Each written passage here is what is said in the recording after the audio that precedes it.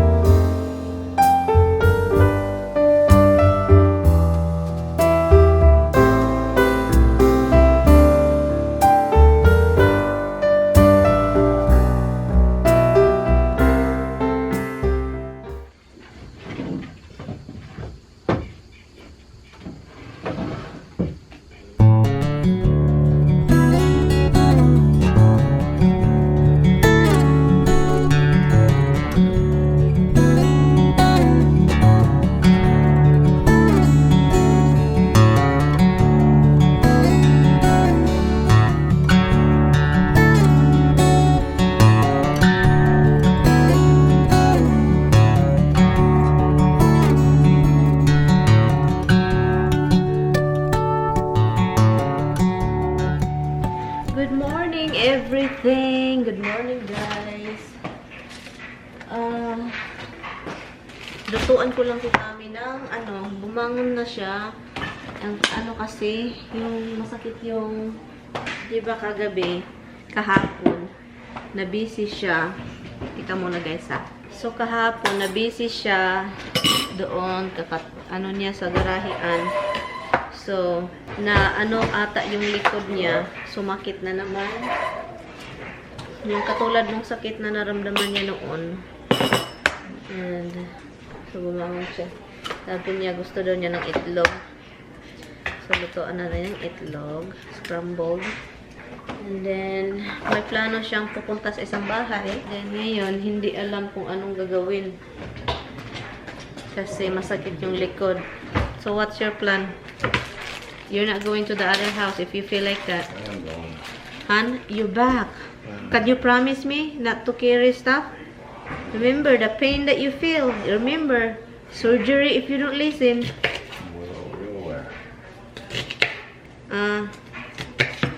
Just sit down. Wait for this. There you have one pancake with this.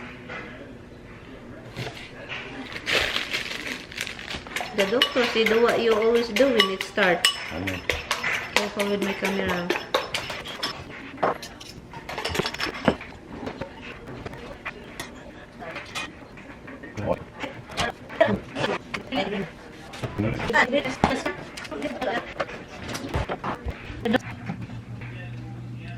It's getting colder, guys. It's 50 something, 51 this morning. So I'm worried about my plant over there. The vegetables, like the thing that I don't harvest yet. Like the bell pepper, the chili, spicy, the tomato, the ampalaya. It will get, they said this coming winter, colder and snowy. So hopefully Christmas will be snowy Christmas, because I want to feel the white Christmas. For a long time, guys, when I got here, there is like a white Christmas, but after that, it's like no more ice, no more snow in Christmas. So yun, nalisa ata yung likod niya kagahapon, and then sumakit kagabi talaga, hindi siya makatayo. He want cheese. Look at that. I'm doing something, but he is planning something different. Gusto niya ng cheese sa niya, sa egg.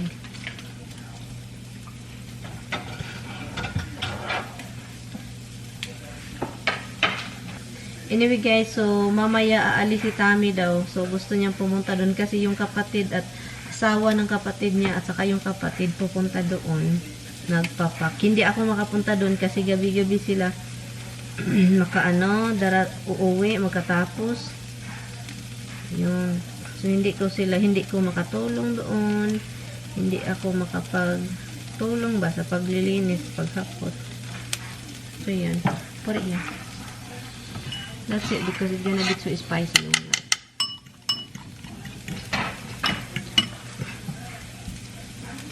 So, dito lang ako sa bahay.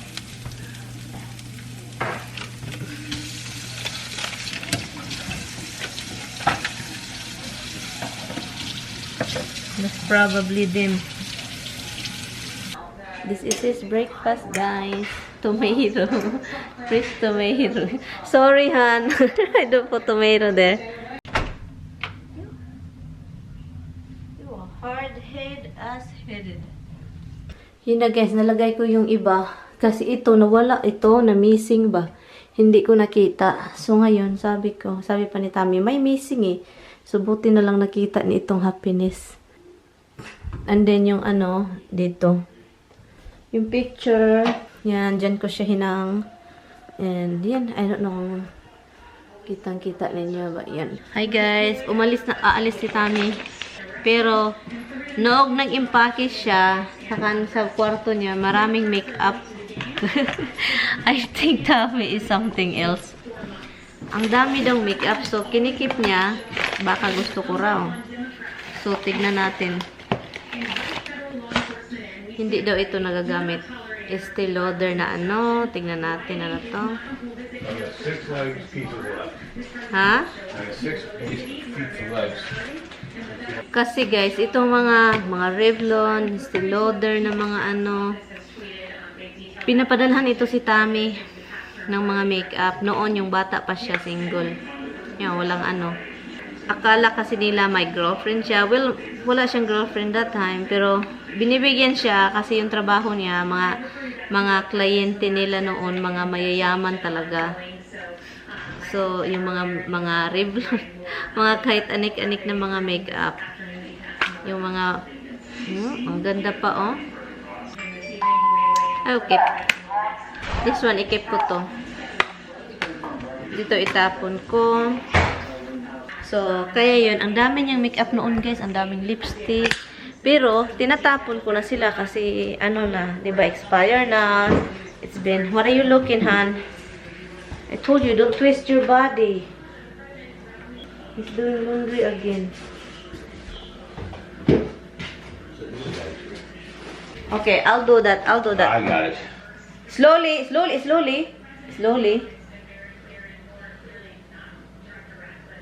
I need. He's going to leave me. I love him. I need to order 4 more legs. 4 more legs? Oh my god. Why you order it now? Ito si Tami, no, he likes ordering. We're short 4. Order this, order that. Order this. And guys, ako na naman dito. So, my plan is, while I'm alone, I'm going to cook dried fish with tomato. That's what I'm going to do. Because I plan to do that earlier, but he said, I don't like the smell. But I will let you do that. I love you. Don't carry heavy things. Listen. Okay? You listening? Dangerous for you. This is this. He said, bye-bye. Give me my friggin' treats. Why give me my treaties? I don't want to bye-bye. I want my treaties. I love you, hon. You still have food in the refrigerator in your Rochelle. I don't forget you have Taco Bell. He's still reading. He cannot even read properly. Sometimes he messed up.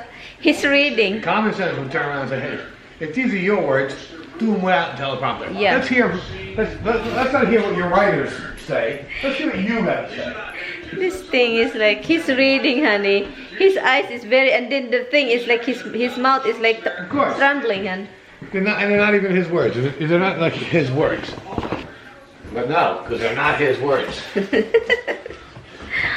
He's reading what they tell him he needs to read to win the election. That's it. I will continue working here tomorrow. Today, guys, my menstruation is, my body is, it's no strength. Like what I was sleepy to like I don't know what's going on with me. Hey. Why do you need that? Yeah. To the other house? Yeah. Why? He will come back tonight. I had all that extra room in my car. In my bag. That's what I found. Yeah. A little spider. Where? Oh, God, hon. My husband afraid of a spider, guys. He is Afraid of a spider? I just pushed him out of the car. he's a baby. I don't want to make a whole fucking home in here. Okay, I love you. Give me a kiss. Love you too, on. Drive careful, huh?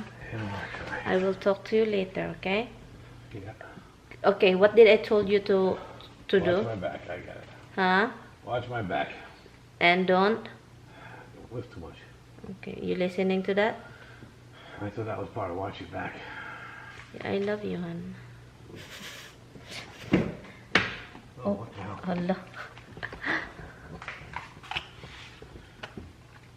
It's a little wet from being in the shower. Bye. Magluto tayo ng dried fish mamaya, guys. Idalhin natin ito sa taas. Matanda na siya, pero maganda pa naman yung pigment niya. Yung ano niya is, yung pigment niya is sobrang maganda pa. Gusto ko talagang tignan-tignan ito, guys. Nagandahan talaga ako dito. Ang gagawin ko is mag-order ng para dito. Pasensya na guys ha. Ito pa rin yung suot ko. Nakatulog ako kasi sakit ng puso ko. And ngayon, pipili tayo dito ng mga kamatis kasi ang dami guys. Plus madami pa doon. And ang gagawin ko is magluto tayo ng 5 o'clock na guys. Tumawag si Tami kanina, sabi ko mamaya na tayo mag-usap, my love. Yung dried fish na, ay kalimutan ko may sa pala ito. Yung dried fish na binili ko, akala mo talaga meron ako kasi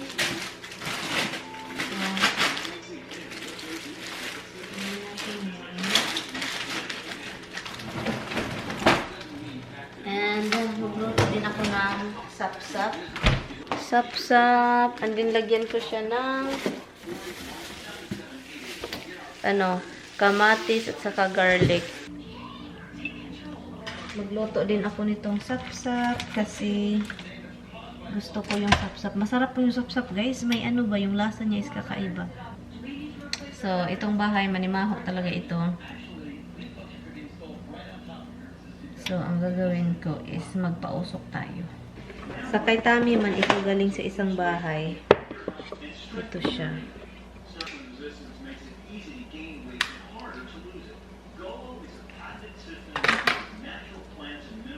Ito siya, may na siya dyan.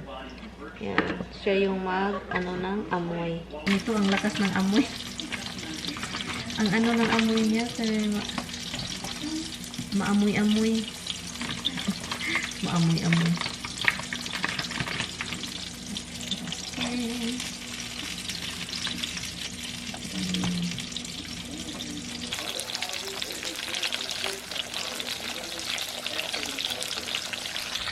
Ito na siya guys. Pero ngayon lutuin natin ito ng garlic and tomato. Look, ang daming tomato, di ba? Mag-ano ako ng kaunting oil saka yung garlic.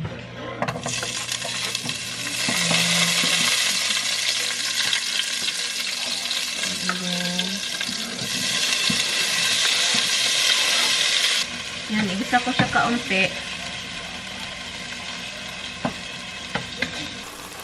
Ito siya. Ilagay natin dyan. Ganito ako mag-ano guys. Kapag gumawa ako nito, ganyan ako. I-mix ko lang ito.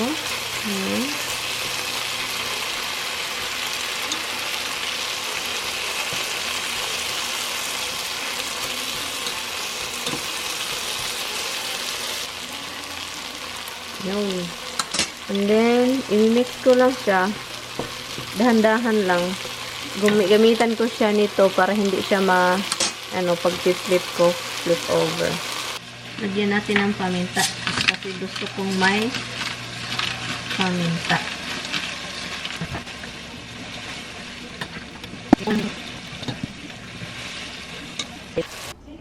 Ito na siya, guys. Yung dried fish natin. Look. Shrimp. Hi, guys. Ito na, guys. Kain na tayo, guys.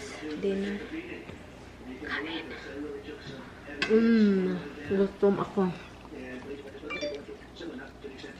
Rap.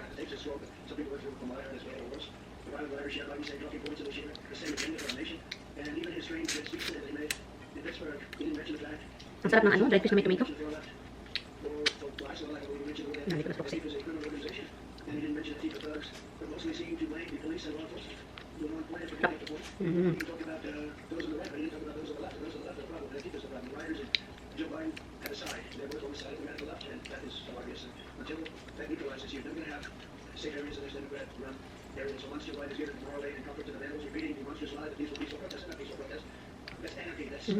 Pasensya na guys, ha? Hindi ako makapagsalita. Ang sarap. Ang sarap. Ang tomato. Tomato with dried fish.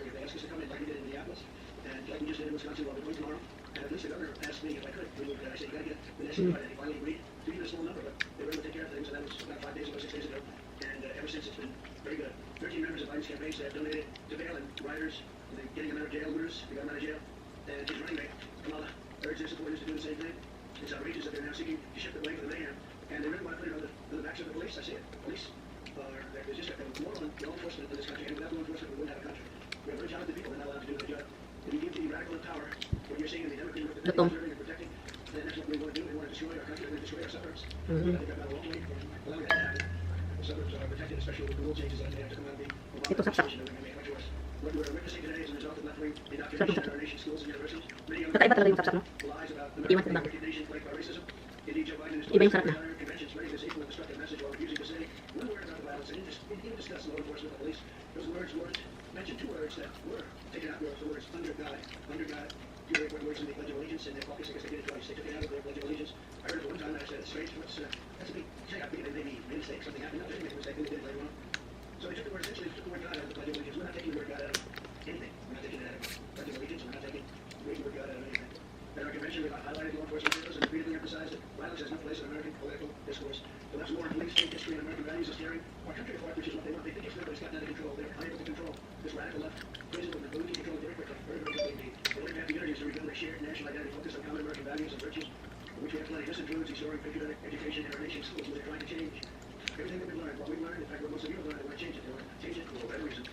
Cancel culture, whatever you want to call it. At the same time, we must strictly and fully enforce our law and have no tolerance for anarchy and no tolerance, zero for violence. Anyone who breaks the law should be arrested, prosecuted, and punished. This includes targeting law enforcement efforts to focus on Antifa, the left-wing domestic terror organization. The mission of Antifa is to spread terror into the U.S. population with the goal of getting Americans to give up to their agenda. This is how terrorist organizations have always operated. Biden will even say the name, but he didn't mention Antifa. I wonder why. And if he cannot name the problem, there's no way that he'll solve the problem. He'll solve it.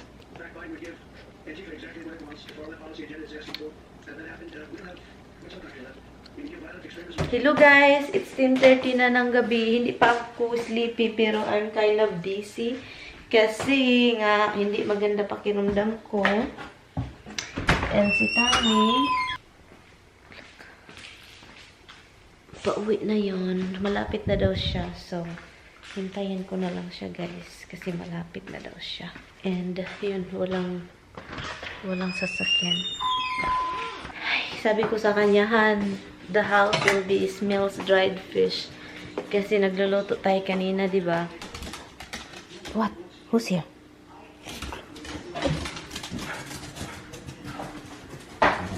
Who's here? Who is here? Oh my God, you carry a lot this time, huh? Can we do this tomorrow? Oh, I'm gonna do some of it right now. Oh my God, this is what I said. Oh, look.